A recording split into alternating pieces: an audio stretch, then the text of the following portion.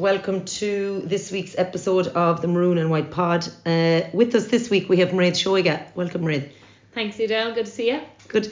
Mairead, you wouldn't be any stranger to this microphone talk and crack anyway. You were just mentioned, was it our Radio na Gaeltachta? Yeah. Last weekend. Okay. Yeah. So you're pretty up to speed with this stuff. This will be no bother to you. Try it anyways. I suppose the teaching helps too. Absolutely. Another bit of bad news for Galway. You retired this year. Yes, I have, Shirley. I suppose, I had 8 senior seasons put in with Galway and loved every minute of it. And I suppose just personally thought it was the right time. I wanted to be in a position where leaving the field I could still kind of give to the club and also be fit and healthy to go forward in maybe other areas of my life as well. So yeah, I just thought it was a natural kind of progression as well with there was going to be a change in the setup and whatnot coming this year. So that's kind of it was a tough decision and I kind of toyed with it, but it was one that I was ready for when the new year kind of came in. But you're still playing club? Yes, I am, Shirley. Very good. It's bad news for Galway though, because they've just lost 2 of their more experienced attackers. And you actually still saved to my phone as goals. We all know what Tracy's capable of, but you were certainly always there, getting in under the cover to bag a goal or 2.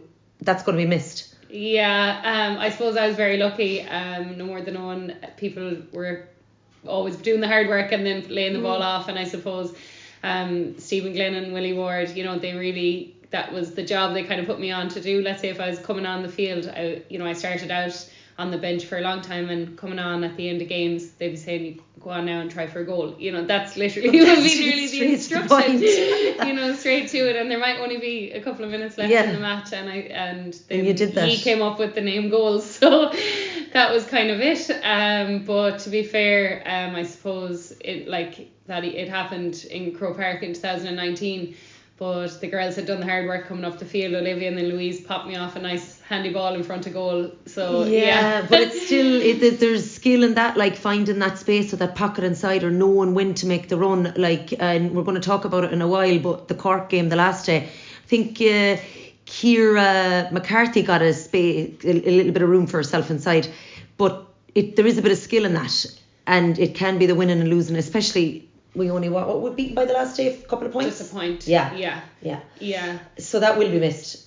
Yeah, there are girls there that are coming on and coming through, like you said there about Ciara McCarthy or the likes of Aoife O'Rourke and all those girls that are coming through in the panel this year that will develop that for themselves, and they have the likes of Roisin there and Alva and that to kind of support them in that. So you have to hand it over, I suppose. And it does come with a bit of experience too, like Roisin. As you get older in your career, you're not going to be scoring goals by winning the ball out in front. It is through finding those little bits of space in behind the cover. Again, just to touch on your retirement again, last year was a tough pill to swallow, that defeat, that last kick of the game. Had you made your mind up by that game that you were done, or did you make your mind up after that game? I suppose it was something that I had thought about. I had an injury last year in my hip at the start of the year, which kind of set me back a bit at the beginning for the league. So I was 16 weeks rehabbing, basically had to completely deload and whatnot. And then I said that I was going to come back fully fit and ready to be eligible for selection, let's say, for championship or the latter end of the league.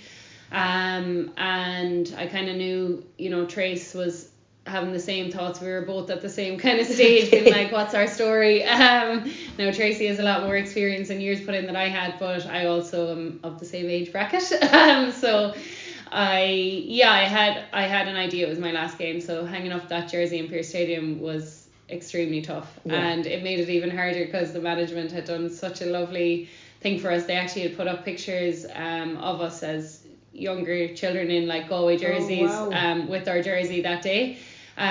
So there was a picture of me with my godfather in my front hall, and I was teeny tiny with the old Tommy Varden jersey on, and then another selfie of my mom and dad in front of the Mayo flag that they got them to send in. So you're hanging it up, looking at that, and yeah, it was tough enough now. Wow, that sounds very Fiona Winish. That's very sentimental. That's an emotional day now. Yeah, to be fair to Fiona, she always thought of those things, and the likes of Kira as well in there. They would leave no stone unturned, and Edel, and sure I could go on with the thought process. A lot of good people in there. Yeah, my God.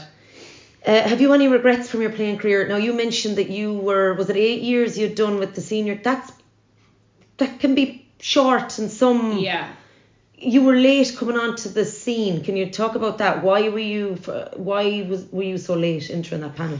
Absolutely, yeah. So I suppose I come from a place called Clubrack back in the Joyce country, and you know yourself, it's a million miles away pretty much. But I was pretty busy as a child. I did a lot of Irish dancing, so would have competed at that at a high enough level for a long time. And I suppose, you know, travelling to and from trials and whatnot, I never went to a trial. I remember one time, I think I went to an under 16 trial maybe once in Annadown, and I went one week and didn't go back. Again, I think I was a bit overwhelmed by the amount of people and people knowing each other and that, and you know, coming from a small club and whatnot. But I always knew that it was possible because Lorna Joyce from our club is, you know, who we were always watching growing up and playing with her and whatnot. So yeah, then our club did really, really well in 2014. We got to an intermediate county Connacht and All-Ireland final, and we lost Castle Island in All-Ireland final. But I remember that year kind of, you know, you'd have people in your ear saying, geez, you should consider going in with county. And that winter, Willie Ward put up about trials on Facebook, and my sister was under 21. And I said, well, we go down to the trials, you know, it might be nice off the back of, we played till December that year, and I remember driving down the road with Deirdre in the car in a Nissan Almira and coming over the bridge. It was a frosty morning, nearly crashed the car on ice getting to the trials. But we were getting there, and I suppose that was kind of it, only for they were put up and an opportunity to go. You know, I wouldn't have been there, and I kind of never looked back since. From that day I was like, never thought about or dreaded going to training. And as you said, the time, even though it's 8 seasons, would have been in my 9th this year, that absolutely flew. But I can't say I have any regrets during that time. I would have loved maybe to have played more as an underage player, maybe to have had needed less time to kind of develop as a senior player. But I wouldn't say it's a regret. And have you any regrets like throughout the course of your experience with the senior team? I know I was thinking there, even because when I was compiling the questions, like one of them was about like this regret question, and I wonder, I don't know, sometimes you think you take it too seriously and you forget to enjoy it, and like there's a lot going on between your own performance and those around you and management and everything. It can be quite overwhelming, and sometimes I wish that I didn't take it so seriously. Maybe took a little step back. And just played. And now I know, like, I really jumped into the world of S&C and stuff like that, and I wouldn't have touched a weight up until, I'd say, midway through my county career. You probably would have got a lot more maybe of that. But on that kind of front, were there any... I suppose I'd be a bit like you in that sense. I feel like we go all in or not at all kind of thing, and I do try to give 100% to whatever I go at, and it's one of my biggest assets, but it's also a downfall of mine because I'm very, very particular about how I go about things, or having things a certain way or to a certain standard. And maybe to an extent, I suppose, kind of having stepped back, I can see how important it is to kind of take that step back. And I think last year there was actually a lovely balance of that within the setup and within the panel, and the culture was kind of that. You worked when you worked, and then when we had our time, we really had our time, which was lovely. So the older you get, the more serious it gets anyway, because obviously the older you get, life gets more serious. But when you think of when I think of, and even yourself with club, under 12, under 14, under 16, when you know it just happened. And then I know the minute like I went onto the senior panel, it just like you nearly froze. I got a bit of stage fright or something like that. It becomes more of a mental thing the older you get, because obviously we just start overthinking it and that. And I think when you start to develop like a certain, not name, or you know, play a certain way or in a certain position, people might expect that of you, and then you're expecting it of yourself. Whereas before it started to just happen, you never thought about the process. Whereas then I suppose as you had this kind of name for a certain job, you thought about the job a bit too much, and that affected definitely my play sometimes. Yeah, I definitely would agree with that. Overanalyzing stuff sometimes when you can't just all go out, or like 15 just go out and play whatever way you want to play. Obviously there has to be, a bit of a balance there. What's your best memory with the senior team? When you think again of one day that you could just click back to, or moment? It has to be. There's a few very good ones, but I suppose winning the first Connacht title that I won with Galway was my second year in the setup down in McHale Park, and the sun was shining, and it was my first big win with the Galway team. And I remember everyone around me saying, enjoy it, like you have a Connacht medal in your pocket. And the day was so enjoyable, the game was so enjoyable. We had come from a loss from the year before in the Connacht final, and always in years prior to that, maybe I was just completely biased, and looking back at rose tinted glasses prior to that, I thought Galway, always saw Galway as win. And then our first year in the setup, we suffered a defeat in the Connacht final, and it was a tough enough one. And then the following year to come back and to get that title back and to be fully involved in it, I felt like every bit of it. And I even look back on pictures with that day and I see nothing but happiness, like right through, Those games against Mayo though do stick, like they do last in the memory. Like you could beat Tyrone or Donegal or whatever, but those Mayo ones, like even again, we were talking to Roisin the last day and we said that like that game was going to just take on it didn't matter what results, it was for. It didn't matter. Those games just take on a little world of their own. So I'm not surprised that it is a Mayo game that's sticking out there. And you are still playing with club? Yes. Yeah. Where are ye senior? No, so we had a bit of an unfortunate year last year. Yeah, we didn't have any management. We were a small club. We're suffering a bit at the minute with like girls being away and whatnot. Just general the way it kind of goes. So we're actually gone down to junior for the coming year. So it's tough enough, but we did really well to even have the team together and play all our games and everything last year, which is a massive win for the club because that's not something you want to fall apart, or we want to be there. And like that club has been phenomenal. Like all my memories with those girls, like they become your family, and it wasn't too long ago when you were competing at it's quick. These things change quick. Very quick, and that's why I would say to anyone listening or anyone playing as a younger player, really enjoy those days, because no more than I know Roisin was saying last week on the pod, when they had their years of succession, she never thought that they would end, and you don't think that they would end, or you don't think the nights out after them and whatnot, those days that you make those memories, you think that they're just going to keep happening. They may not, and you have to really cherish them, because otherwise you'll be looking back saying, why didn't I? And I feel like we have enjoyed them, but this year is junior now, so we'll see. Is this your first year junior? Or did you first year ever? Okay. Yeah. Okay. Moving on there to an experience that you had that not many of us have had, but your experience down under. You went to Australia for a season. Yes. So tell us about that. What year was that? 2019, just off the back of our year that we got to the All Ireland. Yeah. Wow. So it was a pretty good year. Like in my memory, that's like a really good year, both like personally and in terms of teams, so we had a great season with Galway. Played in Croke Park twice in a semi and a final. It was brilliant, and that year I got picked up to go over to Melbourne to play with North Melbourne. So headed off in October of 2019 for pre-season. We were over there. It was amazing, unbelievable. Like the facilities were unbelievable. The just everything was class. It was a whole new experience. I was living with some of the Irish girls as well. I was playing with Aileen Gilroy. We were enemies on the field a couple of months prior. Buddies over there. Now we're the best friends. Like I met up with her yesterday in Ashford Castle. It's the maddest thing, like to think. But it was, my God, some experience. And at the time, the competition was in its infancy, so it wouldn't have been the same in terms of pay and whatnot. It was just kind of the girls' game was getting pretty much, they were finding their feet in terms of funding and development, but it was still considered semi-professional at the time. But girls also worked part-time, let's say, while they were over there. But when we were on a contract, it was a sports visa, so your job was to play. Okay, and professional. It was pretty cool, yeah. Right. You said in October. When does that season run? So it's all changed now. Their pre-season has now changed to May, and then they'll play for a 10-week season after. But we were October and then games started end of January and then played right through to May, but they've flipped it now so that they're not playing in the summer months because it was pretty intense. Okay.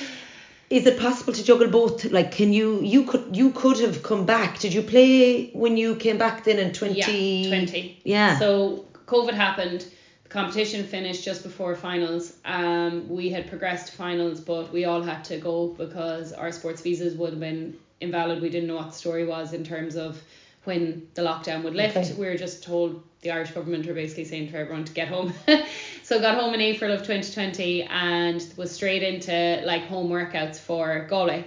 You know, was keeping in the loop with them all. It was mad, yeah. We'd like literally doing runs, you know, over and back your front yard nearly and working out on the footpath, and yeah, it was mad, but something so different. I just can't believe it. It was so bizarre. Extremes. And I felt like we never really, even when I got back from Australia, I didn't get to see anyone for so long, so I never really got to chat to anyone about it. Or by the time I saw them, we were into season. It was that kind of bit of a distant memory, Yeah. So what were your highlights from that trip? From Australia, playing down in Tasmania. We had a home game. We had a camp down in Tasmania, so we had a home game down there, and I actually had taken part in a like campaign for Mazda with them, and during it I was talking about back home, but it came on the big screen in Tasmania like middle of the game, and we were in like our home grounds.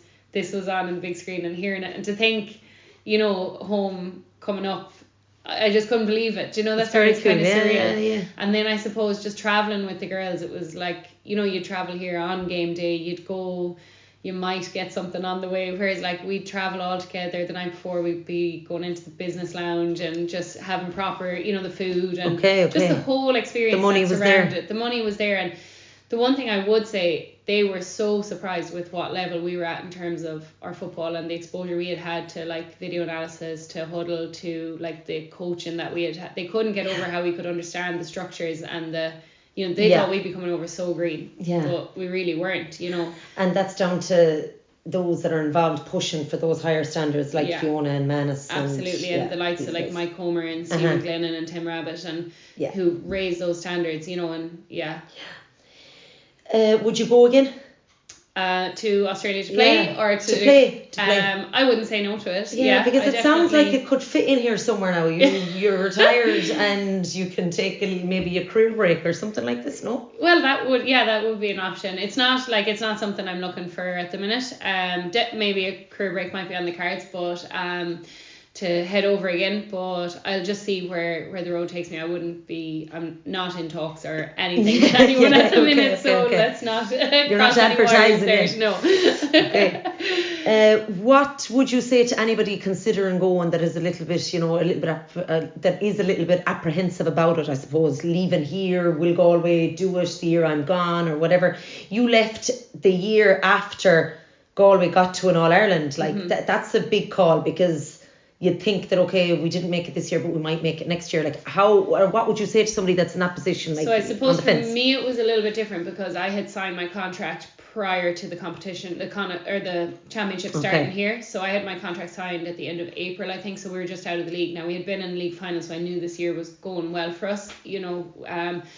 But what I would say to anyone is 100% to go, and if it's on your mind, go, because you don't want to look back and say what if. Yes. And as you said earlier, the time is so short and you blink, and like I thought at that time that I might have been going again. When I first went, they'd been like, this could be something that's happening for a few years, which it has been for girls, but for me it hasn't. And just with the way everything worked out, so I would be like, go for it, even if it's only a season, go and try it and look at the exposure. And like, it's a way to see the world, it's a way to meet new people, it's a way to upskill in so many areas of your life, not just in the actual game. Is it still as professional as it was when you were out there in the line of time, like, or do you have to work now? No, it's gone like they've increased the pay in terms of the lowest tier. There's been a 90% increase for the women's sport, so you're full-time professional now if you're over there. Like, I was even chatting to Aileen Gilroy there yesterday. She's now with Hawthorn and she's contracted for the year, whereas when we were contracted for the season. So now if you're over there, you're contracted for the year, which means you wouldn't be playing like football and that outside of it. Whereas there was a time where you could play. Okay, You could come home for your summer and play football championship here. So I suppose that's a bit more of a consideration for girls. But if you're young enough, I 100% feel like go. You were poached, like you were hunted. But how does one get on the radar if she ain't hunted? So I think now, obviously, Irish girls are being sought after because the way they've succeeded in all the teams over there, you know, we've put a good name for ourselves out over there and shown the adaptability and the versatility of how football can transfer to that elite setup. So I think it is a matter of just maybe reach out to some of the Irish girls and see what the story is with agents and things like that at the minute. When I went over, I was very fortunate. There was an agency called Crosscoders who were actually coming over looking for Irish girls, and they were like they were having camps over here and whatnot, and they actually reached out and were like, can I just give your name to X, Y, and Z? So I'm pretty sure there are still agents doing that now. I know they're not still set up, but there are people like them who are there. So I would say get onto, there's almost an Irish girl, if not more, in every club over there. Just ask them who's the right person to reach out to, and if you have an interest, they'll just ask you to send on footage and maybe then host a meeting. If that goes well, then you might have to go for like testing, like fitness and health screening. Yeah, very good to know that. That's an interesting little synopsis there on that whole experience, because for the likes of me that has never done it, like I'm totally green to it. Don't know how it runs at all. So thanks for that little insight. We'll just come back again to the current setup, the current Galway setup in 2024. Very new look like team there. A lot of inexperienced players, but again, as we mentioned in previous podcasts, that's what the league really is about. They played Cork there last weekend, or the weekend before, and they were unlucky. It's good performance in tough conditions. Mayo last weekend could have come away with the points there. You were watching that game. What did you think? Yeah, like, to be honest, I was so impressed in so many regards, because as you said, like, such a new setup in terms of from the bottom up, from the top down, however you want to look at it. It's a whole new face for Galway, you know, and it's definitely a sign of like what's to come. I thought for this time of the year, like, the panel seemed pretty fit and everything. I know the girls, I'm still like chatting to them, and they're training hard, you know. Disappointed for them that they didn't come away with the win, because obviously second round of the league, playing Mayo, you know, you always want that game for us. And also, like, they could have had the win there, you know, and they might look back and be like, we should have taken that win. But at the end of the day, it is only the league, and it is for trying it out and seeing what works, what doesn't work. And I suppose they'll have a look at themselves and see how they can set themselves up maybe a little differently for coming into Armagh this weekend. Yes. Armagh again are going to be a completely different challenge, and they've already defeated Waterford and Cork so far in the league. So they have 2 wins from 2, whereas Galway have 2 losses. So there is a little bit of pressure on Galway to try to not only put in a performance in Armagh on Sunday, but to try to bag some points here. Your thoughts on Armagh? Like, I'm very impressed with where they're at. I think that they're going out to kind of prove a point at the minute. You know, their win last weekend, if you didn't know much about them, you'd think going down to Cork, second round of the league, not long, you know, playing this year, you'd think they might do it. And like, they won very, you know, comprehensively. Like, they came away with a good win, and they look very solid, and like, they're out to do business. So it is a task to go up to Armagh now this weekend and try and come off the back of 2 defeats, and Armagh are kind of on a winning streak at the minute. Not saying it's impossible. The league, sure, you could have one game one weekend and it could be a totally different outfit than the next weekend, because of panels being tried and tested, and, you know, trying to play differently one weekend, or, you know, see what structures work best for teams. But no, I'm pretty impressed with them and what they have up front. Like, I mean, there's a lot of precision, so they'll be out to put scores on the board. And Greg McGonigal, who is a name well known in ladies football circles, he was over the Dublin ladies for a few years and the Monaghan ladies. He now has just brought Armagh up to the top flight this year. So they came from Division 2 last year. So they have a little bit of a pep in their step. Surprised to see such a great, like, the Caroline O'Hanlon is still playing with Armagh. I actually can't believe that. That's phenomenal. Like, that is some going, just from having played, and I'm sure you would say the same yourself, to play and have that longevity as a player in Division 1 senior football is phenomenal. Yeah, I'd hazard a guess that Greg had a little bit to do with that. Yeah. Pulling the strings. And you mentioned there about their threats up front. They have a serious, like based on the reports in the first 2 games, they have a serious full forward line. Like we all know the name Amy Mackin. They've Kelly Mallon up there and another Kenny girl, but they are really delivering on the scoring front. So our full back line are going to have to try to nullify that as much as possible, and obviously get some cover from the half back line in midfield or the wing forwards as well. Yeah, they'll want to set up and like try and do a bit of damage limitation at the start of the game, and then see can they then progress the game on their own terms. But they're going to have to try and get a hold on that first and not let it become a problem too early in the game. If Galway want to play their own game too, they'll have to set up against them, try and defend, and then go for it. Yeah. They scored a goal in the first. It was a penalty, Armagh against Cork. So they'll strike early on. They're not afraid to attack. They've their half back line as well. They've Oisin McConville's nieces in the half back line there, maybe number 6.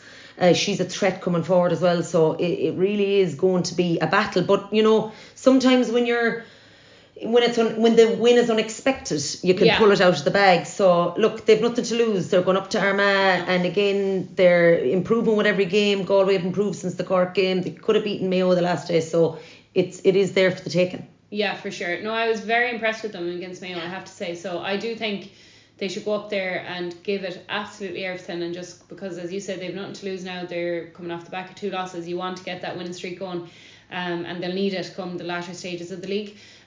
So I'd say just for them to give it everything, Yeah. They've Armagh away on February the 4th, and then they Dublin away on February the 18th. They've Meath at home, and then their last game there, from what I can see from the fixtures, is Waterford. Their next 3 games, they're going to have to go for it. Inexperienced or experienced, they're going to have to go for it. Yeah. Is there anybody there that you have been impressed with to date on the Galway team, like girls starting out really this year are trying to nail down a spot? Yeah, I suppose there's a lot of girls who are trying to nail down a spot, and I know Roisin kind of alluded to it last week. With there being positions up for grabs this year, like there's a lot of positions at the minute and early stages. But definitely, I know you were saying about Aoife O'Rourke. She definitely stands out to me, because I know her, I know what she's about, I know what she can do, and I know that this is really good for her. And I thought last weekend she really showed that she wants this jersey, and people are going to have to do everything to take it off her, you know. So I'd love to see how she kind of progresses and molds into the league as it goes on. Yeah, I'm delighted you agree with me on that, because I thought I was being biased because Aoife would be from the same club as myself, Tuam Cortoon, but I really thought that any ball that went into her, she was out in front. She was able to win it. She was using her strength. There was a ball there, I thought it was going out over the inline. She managed to hold it in, and just her free taking as well. I know Roisin came on and took over with some of the frees, but Aoife definitely got a tighter grip on that jersey last weekend. Anything that you think they can, I don't know if I've mentioned this already, it's a question maybe you're trying to avoid, anything that you think they can improve on now going into the Armagh game? And I start off here, because I know it's probably a bit too early for you. You've only finished up with the team, and you don't want to be critical really, because you're only out of it. But I did think that they could do it letting the ball in a bit sooner, and maybe, as you mentioned before we came on, that that's just a forwards biased angle. It's probably taking a solo or 2 when they should be looking up, letting it in. Yeah, for sure. And I do think now is the time to try that as well. I mean, there's no point changing your mind in mid-championship and saying, we'll try that now, letting the ball in. And I know there are forwards in there crying out for the ball, who would love it in first time, take the steps and just have a go. There's nothing to lose. If the right person, like if Roisin picks up that ball in the right spot, all she has to do is take a half kick and chase it over you know what I mean? She knows what she wants when it goes in there the right way. But it's going to take a bit of, I suppose, at the minute, that's the downfall, and probably the reason they're not is because they aren't playing together that long.